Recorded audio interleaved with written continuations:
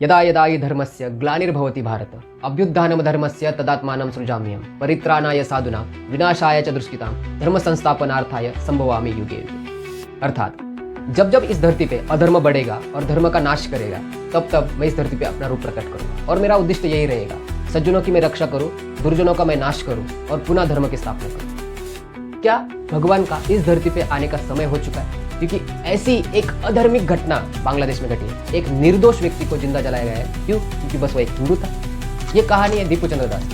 दीपू चंद्र दास जो कि बांग्लादेश में रहने वाला एक साधारण आदमी, जो मेमनसिंह जिले में बालूका तो उप जिला है, वहां पे एक गारमेंट फैक्ट्री में कारागिर था और अपने फैमिली के साथ खुशहाली से रह रहा था। अब होता ये कि 18 दिसंबर 2025 को रोज की तरह वो काम कर रहा था उस फैक्ट्री में, और कुछ अधर्मीय लोग उस फैक्ट्री में एंट्री करते हैं और वहाँ पे दीपू चंद्र दास के बारे में पूछताछ करते हैं। और वहाँ के जो फ्लोर मैनेजर था उसे ये बताया जाता है कि दीपू चंद्र दास ने एंटी इस्लामिक पोस्ट की है और उसे हमारे हवाले किया जाए। पहले तो फ्लोर मैनेजर मना कर देता है, पर फैक्ट्री जलाने की धमकी सुनते ही फ्लोर मैनेजर दीपू चंद्र दास को उनके हवाले कर देता है। जैसे ही दीपू चंद्र दास उनके हवाले हो जाता है, उसे इतनी बुरी तरह से पीटते हैं और उसे अधमरा बना देते हैं और सोशल मीडिया पे ये पोस्ट डाल देते हैं कि जिस व्यक्ति ने इस्लाम के खिलाफ गलत पोस्ट की है वो हमारे साथ है और उसे हम लोग बालूका उप जिले के चौराहे पर लेकर आए। ये बात सुनते ही 150-200 लोग उस चौराहे पे जमा हो जाते हैं।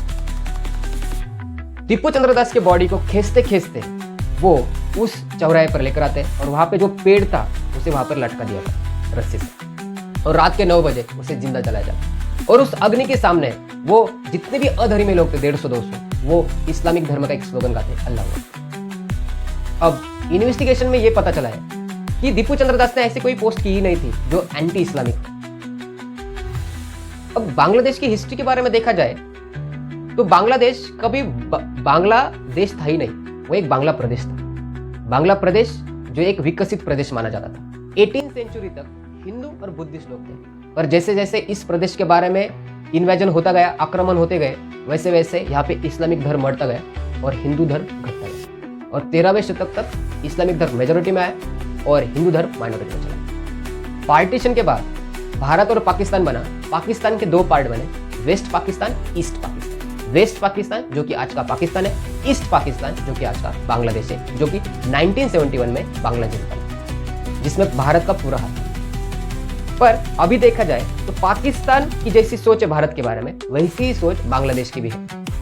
भारत की जो प्रगति है, भारत का जो विकास है, उन्हें देखा नहीं जाता। डायरेक्टली तो भारत को कुछ बिगाड़ नहीं सकते, इसलिए इनडायरेक्टली वो भारत के जो मूल लोग, जो हिंदू लोग बांग्लादेश में रहते हैं, उन्हें वो प्रताड़ित करते हैं। मतलब उनकी जो प्रॉपर्टीज है उसे जलाना, उनकी दुकानें जलाना, उन्हें घर जलाना, उनकी किलिंग्स करना, ये घटना काफी जोरों से हो रही है। दीपू चंद्र दास की जो केस है, जो 18 दिसंबर 2025 को देखी हो गई, उसको अगर कोरिलेट किया गया तो वैसी एक इस्लामिक धर्म के साथ भी एक घटना हो चुकी थी।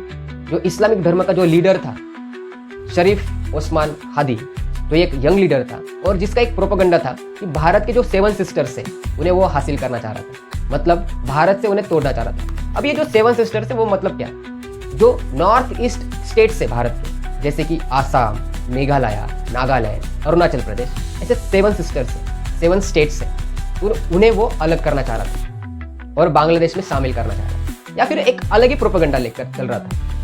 पर 12 दिसंबर 2025 को एक घटना होती है। एक अननोन मैन वो शरीफ हादी को गन शॉट कर देता है और उसकी डेट 18 दिसंबर 2025 को होती है। अब होता ये कि 18 दिसंबर 2025 को जैसे ही ये घटना होती है, उसकी डेथ होती है, तो इसका जो आक्रोश है और इसका कारण लेकर पूरी तरह से जो अपना दीपू चंद्र दास था उसे टारगेट किया जाता है और ये घटना वो कर लेते हैं। अब भारत गवर्नमेंट का रोल कैसे रहेगा इस घटना को लेकर, बांग्लादेश पे वो कैसे कंट्रोल लेगा, ये देखना बहुत ज्यादा जरूरी है। क्योंकि दीपू चंद्र दास की जो घटना है वो इतनी तेजी से पूरे देश में स्प्रेड हो चुकी है, भारत में भी उसका काफी विरोध किया जा रहा है, हिंदू एक हो चुके हैं और उसे विरोध कर रहे हैं। अब ये जो इसकी जो निंदा है सिर्फ भारत में नहीं हो रही है, पूरे देश में, पूरे दुनिया में हो रही है। अब इस पे भारत गवर्नमेंट कैसे स्टैंड लेता है ये भी देखना जरूरी है। भारत गवर्नमेंट बांग्लादेश के खिलाफ क्या क्या कर सकता है, सोशली, पॉलिटिकली और इकोनॉमिकली, ये देखना भी जरूरी है। अब इसके बारे में आपकी क्या राय है ये मुझे जरूर बताना। धन्यवाद।